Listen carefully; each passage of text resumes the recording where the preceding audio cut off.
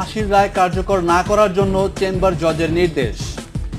সহকারী secretary general Abdul কাদের মোল্লার ফাঁসির রায় কার্যকর স্থগিত করেছে চেম্বার জজ আদালত। কাল সকাল 10:30 পর্যন্ত রায় কার্যকর স্থগিত করে আদালত। মঙ্গলবার সন্ধ্যায় কাদের মোল্লার ফাঁসি স্থগিত চেয়ে আবেদন করলে রাত 10:30টায়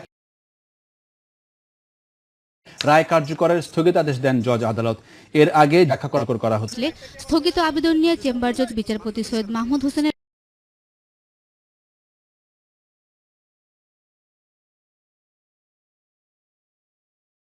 বাসায় যান আব্দুল কাদের মোল্লার আইনজীবীরা। 3 সদস্যের দলে ছিলেন বার কাউন্সিলের vice chairman Khandakar Mahbub Hossain, barrister Abdur Razzak ও অ্যাডভোকেট তাজুল ইসলাম। সেখান থেকে বিচারপতি জেনারেলকে না এর আগে রাত 12টার পরই মানবতা বিরোধী অপরাধে অভিযুক্ত